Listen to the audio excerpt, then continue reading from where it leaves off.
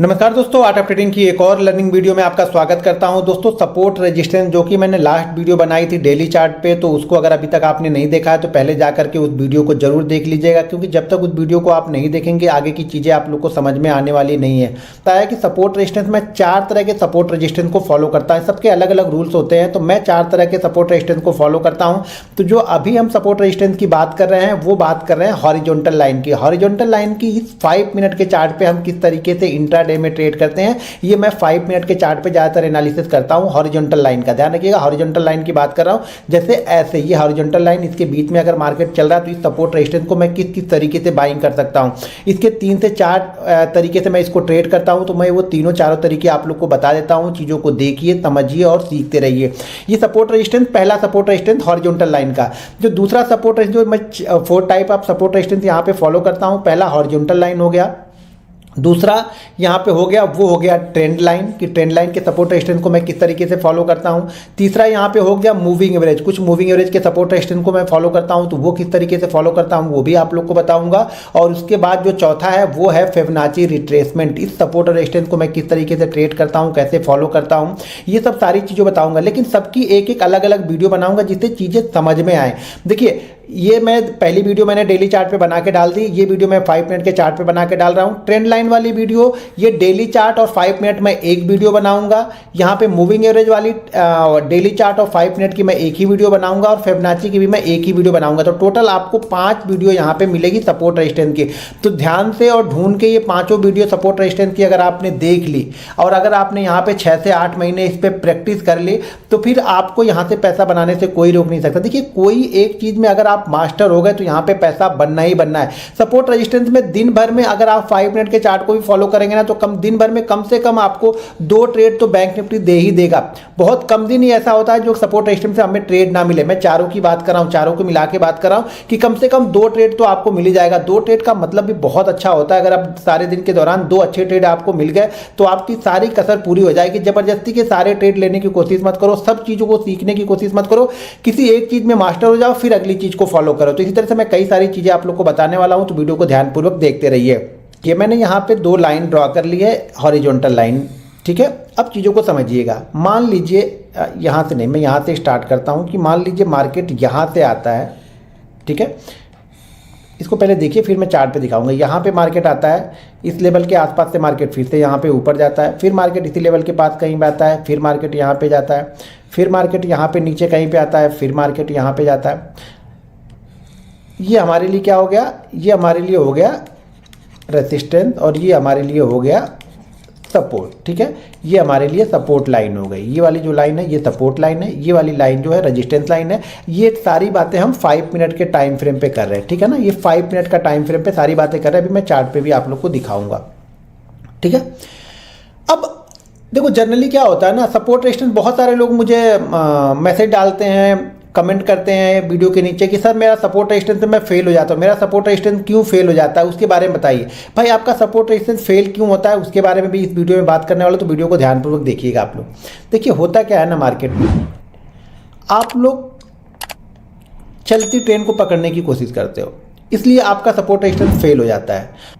हम support resistance को जहां मार्केट कंसोलिडेट करने लगता है वहां पे ज़्यादातर फॉलो करता हूं मैं। अब चीज़ों को समझिएगा। अगर मार्केट ने, मान लीजिए मार्केट यहां से आ रहा है, इंट्राडे के दौरान ऐसा चार्ट बना, यहां पे आया, फिर नीचे गया, फिर यहां पे आया, फिर यहां पे आया, इस जगह पे। अब मान लेते हैं ये जो लेवल है, ये मान के चलते हैं कि 44,300, ऐसा मान के चलते हैं, और ये जो लेवल है वो है 44,000 का, ठीक है।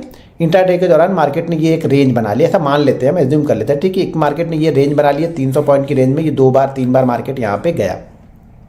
अब जब मार्केट यहाँ से निकला इस लेवल के आसपास, जरूरी नहीं कि 44 होगा, हो सकता है 44,100 के आसपास से मार्केट निकला और ये 43,000 के आसपास पहुँच गया। और जो ये रेजिस्टेंस लेवल है, मान लेते हैं रेजिस्टेंस लेवल भी हमारा 44,300 है, और मार्केट जैसे इस लेवल को क्रॉस करता है आप लोग यहाँ पे बाई कर लेते हो, ठीक है।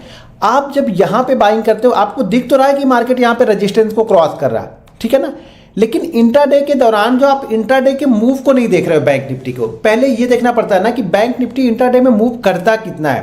ऊपर से नीचे कितना मूव करता है, 200 point, 300 point, 400 point. Generally 22 trading session में से आपको ये देखना है कि मैक्सिमम टाइम ये कितने पॉइंट मूव करता है या कितने पॉइंट की रेंज बना के कितने पॉइंट मूव करता है, तभी आपको समझ में आएगा, वरना समझ में नहीं आएगा। अब हो सकता है बैंक निफ्टी सारे दिन में मूव भी 300 पॉइंट करता हो और यहाँ से ये निकला 44,000 से निकला और वापस 44,300। देखिए कभी कभी की बात नहीं कर रहा हूँ, मोस्ट ऑफ द टाइम की बात कर रहा हूँ। हमेशा उस चीज़ को पहले फॉलो करना जो ज़्यादा से ज़्यादा मार्केट फॉलो करता है, ठीक है ना। मार्केट जिस चीज़ को ज़्यादा फॉलो करे उसको फॉलो करना है, ऐसी चीज़ों को फॉलो नहीं करना। मार्केट एक दिन अगर मार्केट ने 1100 पॉइंट का मूवमेंट दे दिया तो भाई मेरे वो महीने में एक आध दिन होगा या फिर 2 महीने 3 महीने में एक आध दिन होगा। उस मूव के लिए आप हर दिन उस तरीके से ट्रेड नहीं कर सकते हो, ठीक है ना। तो यहां से मार्केट निकला 44,000 से मार्केट निकला, मार्केट पहुंच गया 44,300 पे। यहां पे ये 43 का ब्रेकआउट करता है, आप यहां पे बाइंग करते हो, आप यहां पे ट्रैप हो गए, ठीक है। आपको यहां पे ट्रैप ही होना है। क्यों ट्रैप होना है पहले वो समझ लो। आप इसलिए ट्रैप होते हो ना क्योंकि ये 300 पॉइंट की मूवमेंट यहाँ पे कर दिया। अब मान लो मैंने यहाँ पे बाइंग किया है, आपने बाइंग किया है, आपके चाचा ने बाइंग किया है, आपके भाई ने बाइंग किया है, तो वो यहाँ पे क्या देखेगा, इस जगह के पास क्या देखेगा। वो तो यही सोचेगा कि जहाँ पे अगर इस जगह को क्रॉस करता है तो ठीक है, नहीं तो जैसे इस जगह की मोमेंटम पे ब्रेक होगा मैं यहाँ पे प्रॉफिट बुकिंग कर लूँगा, ठीक है। यहाँ पे इसने क्या किया, प्रॉफिट बुकिंग कर लिया, हमने कर लिया, आपने कर लिया, आपके भाई ने कर लिया। लेकिन बहुत सारे लोग वेट कर रहे थे कि इसको क्रॉस करेगा तब मैं लूँगा, तो उन्होंने यहाँ पे लिया और वो ट्रैप हो गए। क्यों ट्रैप हुए कि यहाँ पे देखिए ये घोड़ा क्या कर रहा है, ये घोड़ा दौड़ते दौड़ते दौड़ते दौड़ते दौड़ते दौड़ते दौड़ते दौड़ते यहाँ पे पहुंचा। अब ये थकेगा घोड़ा, ठीक है ना। अब ये घोड़ा उसी रफ्तार से नहीं चलेगा क्योंकि घोड़ा दौड़ते हुए आ रहा, तो ये घोड़ा थकेगा ही थकेगा। और आप घोड़े पे दाव ही आपने तब लगाया जब घोड़ा थकने वाला है। मतलब ये 10 में से 8 बार आप फेल हो गए यहाँ पे। फिर आप बोलोगे यार सपोर्ट रेजिस्टेंस आपने बताया लेकिन सपोर्ट रेजिस्टेंस वर्क तो करता नहीं है। तो यहाँ पे अगर घोड़ा यहाँ से दौड़ते दौड़ते आ रहा है और घोड़ा इस लेवल को क्रॉस कर रहा है, मतलब अब घोड़ा थक रहा है, घोड़े की रफ्तार कम होगी, तो यहाँ पे आप ट्रैप हो गए, 100% आप ट्रैप हो गए। ये सपोर्ट रेजिस्टेंस कब वर्क करेगा अच्छी तरीके से, पहले मैं इसको हटाता हूँ, फिर से मैं एक लाइन बनाता हूँ, ठीक है। 2 बार ही बनाते हैं, ठीक है, ठीक है। और ये यहाँ से निकला, ये रजिस्टेंस मार्केट कब क्रॉस करेगा तो आपको अच्छा प्रॉफिट होगा। समझो मेरी बात को ध्यान से सुनना, आप इसीलिए फेल होते फिर बाद में मत कहना आप लोग। जब मार्केट यहाँ पे टाइम बिताएगा, अब टाइम बिताने का मतलब क्या बोलोगा, कुछ लोग बोलेंगे सर कितना टाइम बिताए, 1 घंटे 2 घंटे आधे घंटे 5 मिनट, क्योंकि हम इंट्राडे का ट्रेड ले रहे हैं। देखिए यहाँ से एक अगर यहाँ पे निकलता है तो कुछ ना कुछ टाइम यहाँ पे 10 मिनट रुक जाए, 15 मिनट रुक जाए, 20 मिनट रुक जाए। इस रुकने में होगा क्या, 2 चीज़ें होती हैं रुकने में। पहली बात तो जिन लोगों ने यहाँ से बाइंग किया होगा, कैसे बाइंग किया होगा ये मत पूछो कि हम यहीं पे बाइंग कर ले, हम यहाँ क्यों बाइंग कर ले। भाई उनको वहाँ पे कंडीशन दिखी होगी, उन्होंने बाइंग किया होगा। हम ब्रेकआउट पे बाइंग करने की सोच रहे तो हम यहाँ पे सोचेंगे बाइंग करने के लिए। तो यहाँ पे बाइंग करने वाला कब प्रॉफिटेबल होगा, जब मार्केट इस जगह पे आके रुकेगा। अब वो हो सकता है 5 मिनट में मूव बना दे, 10 मिनट में बना दे, लेकिन यहाँ पर उसी फ्लो में जा रहा तो छोड़ दो। एक आध रेड कैंडल अगर इस जगह पे बन गई तो क्या होगा कि यहाँ के जिन लोगों ने लिया उन लोगों ने यहाँ पे प्रॉफिट बुकिंग कर लिया। जब उन लोगों ने यहाँ पे प्रॉफिट बुकिंग कर लिया तो मार्केट थोड़ा सा हल्का हो गया। यहाँ पे हो सके 5 मिनट रुक जाए, 10 मिनट रुक जाए, लेकिन इस जगह पे जितना टाइम रुकता है समझ लो उतने मूव कंफर्म होती जाती है कि ये मूव बड़ी होगी। जितना जल्दी जाएगा ये मूव उतना छोटा होगा। जितना टाइम यहाँ पे बिताएगा, हो सके 20 मिनट बिता दे, 25 मिनट बिता दे, आधे घंटे बिता दे, और उसके बाद निकलेगा तो ये मूव बड़ा होगा। ये ध्यान रखना, ये मूव उतना ही बड़ा होगा और उतना ही फास्ट भी होगा। यार मैं लिखता हूँ ना कई जगह पे फास्ट मूव होनी है तो इस लेवल के ऊपर जाएगा। नया हाई मार्केट को जाना है तो इस लेवल के ऊपर निकलेगा तो ही नया हाई मारेगा। तो कई सारी कंडीशन होती है। तो वो जो फास्ट मूव वाला लिखता हूँ वो इसीलिए लिखता हूँ कि मार्केट यहाँ पे टाइम बिताए। देखिए मैं वीडियो बताता हूँ तो भी यही बताता हूँ आप लोग को कि मार्केट को टाइम। अब कुछ लोगों को लगता नहीं सर ये तो निकल गया, छूट गया। हो सकता है कभी कभी ये ट्रैप करेगा लेकिन कभी ऊपर भी चला जाएगा। लेकिन 10 में से 8 बार आपको ये कंडीशन ट्रैप करेगी अगर ये नीचे से 250-300 पॉइंट चल के आ रहा तो यहाँ रुकना जरूरी है उसको, ठीक है। अगर यहाँ पे रुक के जा रहा तो ये 10 में से 8 बार आपको प्रॉफिट देगा।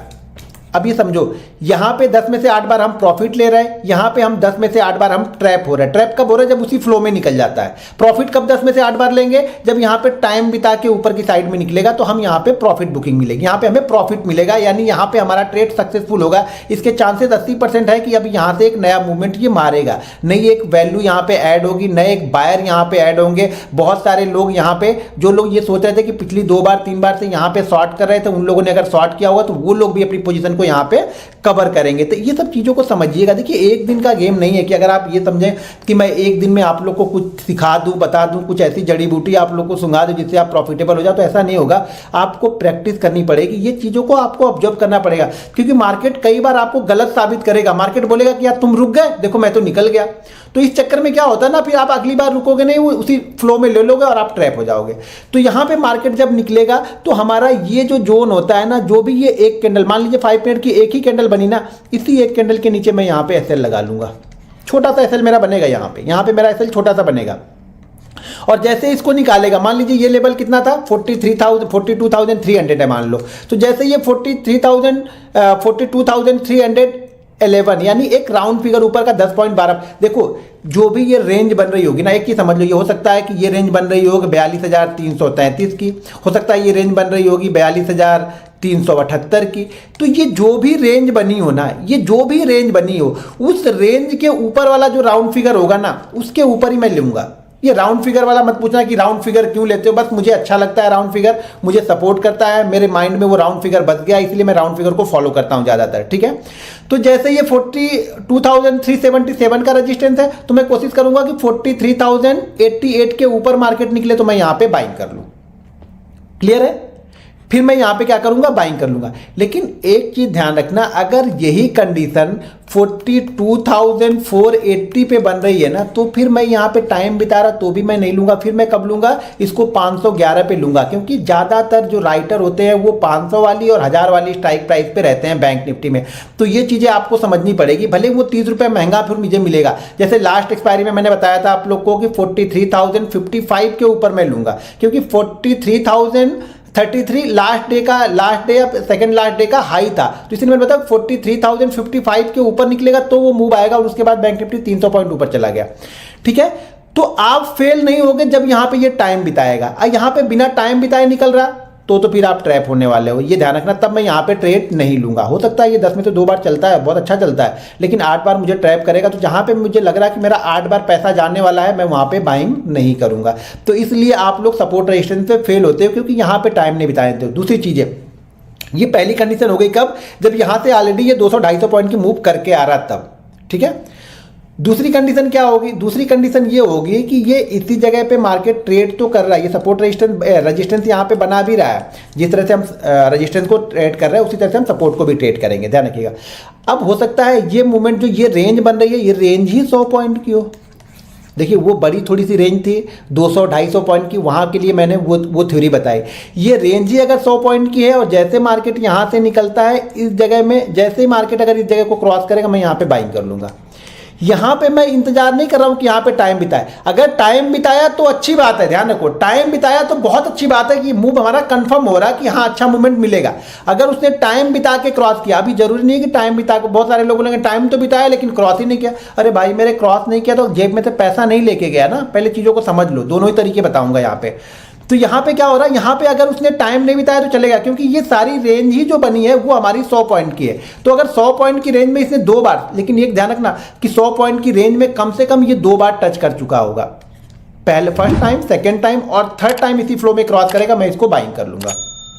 ठीक है, अगर 300 वाली पॉइंट की रेंज है और ये दूसरी बार भी आके इस जगह पे आके कंसोलिडेट कर रहा, क्रॉस करेगा, मैं यहाँ पे बाइंग कर लूंगा। 100 पॉइंट की रेंज है तो मुझे तीसरी बार में मैं कंफर्म करूंगा। ज़्यादातर मैं दूसरी बार में बहुत कम यहाँ पे ट्रेड लेता हूँ, तीसरी बार में ट्रेड लूंगा कि तीसरी बार अगर इस लेवल के आसपास आया निकालेगा तो मैं यहाँ पे बाइंग कर लूंगा। बाइंग करने के बाद एसएल, देखो अगर यहाँ पे इसने टाइम बिताया तो अच्छी बात है, तो जो भी इसका लो होगा वो एसएल होगा, नहीं तो एसएल हम 60 से 70 पॉइंट, अगर ये 100 पॉइंट की रेंज है और ये ब्रेकआउट हो रहा ना, तो 60 से 70 पॉइंट का एसएल आपको यहाँ पे रखना पड़ेगा। ठीक है, क्लियर हो गया, ये कंडीशन क्लियर हो गई। यहाँ पे जब यहाँ पे हम ले रहे तब बहुत कई बार मार्केट क्या करेगा, जैसे ये 300 पॉइंट वाली रेंज है, ठीक है, ये 300 पॉइंट वाली रेंज है, चीज़ों को समझ लो, मैं सारी सिचुएशन बता दे रहा हूँ आप लोग को। ठीक है, तो ये मान लो 300 पॉइंट वाली रेंज है, ये ऊपर और नीचे की जो रेंज है ये 300 पॉइंट की है। मार्केट यहाँ से उसी फ्लो में निकल गया, कोई दिक्कत नहीं, जाने दो। यहाँ पे कहीं ना कहीं ये ऊपर जाके फिर ये नीचे आएगा, किस लेवल के आसपास में, इस लेवल के आसपास में वापस ये अगर आया और यहाँ पे कुछ मूवमेंट फिर से बनाता है तो मैं यहाँ पे फिर बाइंग कर लूंगा। मैं इसी फ्लो में बाइंग नहीं कर रहा हूँ, लेकिन इस फ्लो में जैसे ये प्रॉफिट बुकिंग करके वापस इस सपोर्ट लेवल के आसपास, जो पहले रेजिस्टेंस था ये अब ऊपर मार्केट निकल गया, मार्केट वापस आ रहा, तो यहाँ पे ये सपोर्ट बनेगा। इस सपोर्ट के आसपास जैसे यहाँ पे आके कोई बुलिश कैंडल मुझे दिखती है, या फिर हो सकता है एक दो कैंडल यहाँ पे रुके और उसके बाद ये क्रॉस करे, तो मैं यहाँ पे बाइंग कर लूंगा। फिर ये इसी रेजिस्टेंस का जो पहले सपोर्ट था, अब पहले रेजिस्टेंस था, अब हमारे लिए सपोर्ट है, तो इसका मैं एसएल लगा के यहाँ पे बाइंग कर लूंगा। टारगेट जो ये रेंज होती है ना, देखो अगर इंट्राडे ट्रेड कर रहे हैं तो फर्स्ट टारगेट आप ये हमेशा मान के चलो कि 70 से 90 पॉइंट के बीच का टारगेट रखो, सफल रहोगे आप। जितनी छोटी उम्मीदें रहेंगी ना, जल्दी जल्दी पूरी हो जाएंगी। बहुत बड़ा आप टारगेट पहले से बना लोगे ना, तो शायद वो पूरे नहीं होंगे। 70 से 90 पॉइंट का पहला रखो, उसी फ्लो में मोमेंटम में मार्केट निकल जाता है, बहुत अच्छी बात है, स्टॉप लॉस को ट्रेल करते चले जाओ। नहीं निकलता है तो पहला तो हमारा व्यू ही 70 से 90 पॉइंट की बता, आशाएं कम रहेंगी ना तो सफलता ज़्यादा मिलेगी आप लोग को। बहुत ज़्यादा उम्मीद लेके आओगे ना, सफलता नहीं मिलेगी। यहाँ पे ये कंडीशन बता दी मैंने सपोर्ट रेजिस्टेंस को ट्रेड करने की। रेजिस्टेंस को ट्रेड करने की मैंने 3 कंडीशन बताई। अगर ये 300 पॉइंट की रेंज है तो यहाँ पे रुकना चाहिए, रुकने के बाद निकलेगा तब मैं लूँगा। अगर ये इसी फ्लो में निकल गया कोई दिक्कत नहीं है, वापस जब इस रेजिस्टेंस जो ये पहले रेजिस्टेंस था यहाँ पे आके सपोर्ट लेगा और क्रॉस करेगा तब मैं लूँगा, ठीक है। अगर रेंज कम है, रेंज अगर ये 100 पॉइंट की है, 300 पॉइंट की जगह पे 100 पॉइंट की है, तो जैसे ये निकालेगा, लेकिन फर्स्ट और सेकंड में मैं नहीं लूँगा, थर्ड में फिर मैं लूँगा। अगर 300 पॉइंट की रेंज है तो सेकंड में भी सारी सिचुएशन बनती है तो ही मैं ले लूँगा, ठीक है। इसी तरह से सेम सिचुएशन आपको सपोर्ट जब ब्रेक करता है तब करनी है, ठीक है। अभी एक और है बताऊंगा, वीडियो को ध्यानपूर्वक पूरी वीडियो देखो, इसमें बहुत काम की बात अभी बताने वाला हूं। अभी जैसे मान लो ये हो गया अपना सपोर्ट, ठीक है, ये सपोर्ट हो गया। तो सपोर्ट में अगर ये ऊपर 300 पॉइंट की रेंज से आ रहा तो मैं क्या करूंगा, वापस यहाँ पे टाइम बिताने दूंगा। देखो टाइम बिताने का मतलब 5 मिनट भी होता है, 10 मिनट भी होता है, वो एक्सपीरियंस के साथ में आपको समझ में आ जाएगा। उसके साथ में आप जब बैंक निफ्टी के इंडेक्स कंपोनेंट रहेंगे, उनके चार्ट देखोगे ना, तो सारी चीज़ें आपको समझ में आ जाएंगी, कुछ यहाँ पे डाउट नहीं रहेगा। तो यहाँ पे क्या हो गया, यहाँ पे टाइम बिता के ब्रेक करेगा तब मैं ले लूँगा, नहीं तो अगर इसी फ्लो में आ गया वापस इसी जो सपोर्ट था यहाँ पे जब रेजिस्टेंस बनाएगा तब मैं इसको ट्रेड करूंगा, ठीक है। कंडीशन यहाँ पे अगर 100 पॉइंट की है तो तीसरी बार में जैसे इसने ब्रेक किया मैं तुरंत ही ले लूंगा। कंडीशन समझ में आ गई।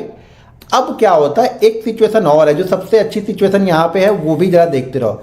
अब मार्केट जैसे ये पहली बार गया, ठीक है, ये पहली बार गया, ये फर्स्ट हो गया, इसका फर्स्ट हो गया, ये इसका सेकेंड हो गया, ठीक है।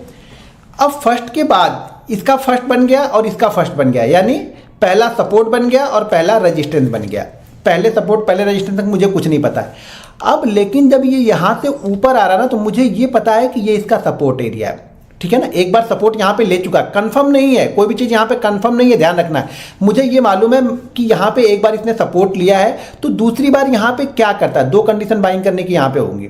हो सकता है यहाँ पे ये टाइम बिताने के बाद हो सके 10 मिनट, 15 मिनट, 20 मिनट, 25 मिनट यहाँ पे टाइम जब हम सपोर्ट और रेजिस्टेंस के अंदर में ही ट्रेड करते हैं ना, तो यहाँ पे मार्केट को कंसोलिडेट करना बहुत जरूरी है। उसी फ्लो में आप लेंगे, आया गया नहीं ले पाओगे कभी भी, और लेना भी मत, ट्रैप हो जाओगे। यहाँ पे अगर उसने टाइम बिता दिया ना, 25 मिनट, 30 मिनट, आधे घंटे टाइम बिताने के बाद इस लेवल को क्रॉस करेगा ना, तो फिर हमारा मूव कंफर्म है कि ये मूव वापस इस जगह के आसपास तक जाएगा ही जाएगा।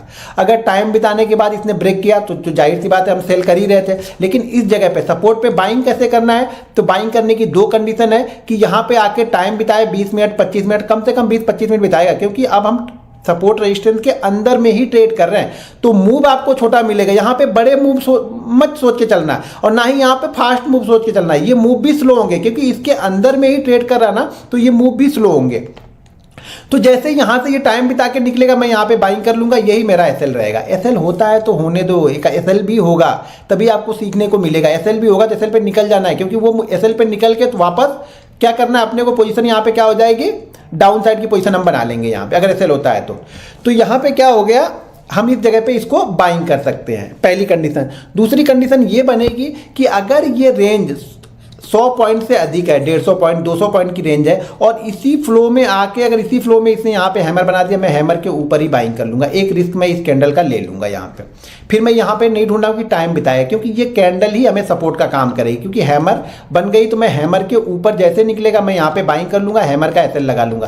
देखो कई सारी चीजें यहाँ पे बता रहा हूँ, कंफ्यूज मत हो जाना आप लोग। उसी तरह से मान लीजिए ये यहाँ पे पहुंच गया, और यहाँ पे पहुंच कर ये टाइम बिता रहा, टाइम बिता के ये ऊपर ब्रेकआउट ना करके ये नीचे की साइड में आ गया, यानी सपोर्ट रेजिस्टेंस के अंदर में ही ट्रेड कर रहा, तो मैं यहाँ पे इसको सेल कर दूंगा और ये रेंज मेरी एसएल हो जाएगी। या फिर इसी रेंज में पहुंच के ये पहली कैंडल इसी के रेंज में पहुंच करके ये एक कैंडल यहाँ पे शूटिंग स्टार कैंडल बना देगा तो भी मैं इसको सेल कर दूंगा। लेकिन ये ध्यान रखूंगा कि मेरा टारगेट यहाँ पे हमेशा छोटा ही रहेगा और टारगेट ये स्लो रहेगा प्लस छोटा रहेगा। तो यहाँ पे क्वांटिटी में बड़ी ट्रेड नहीं करूंगा। क्वांटिटी बड़ी मैं कहाँ पे ट्रेड करूंगा, जब ब्रेकआउट या ब्रेकडाउन होता है वहां पे क्वांटिटी बड़ी ट्रेड करता हूं। रेंज के अंदर मार्केट रहेगा तो क्वांटिटी वहां पे छोटी ट्रेड करूंगा।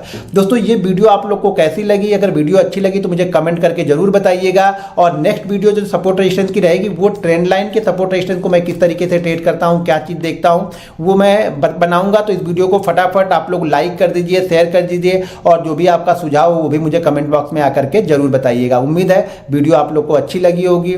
मिलते हैं नेक्स्ट वीडियो में। जय हिंद।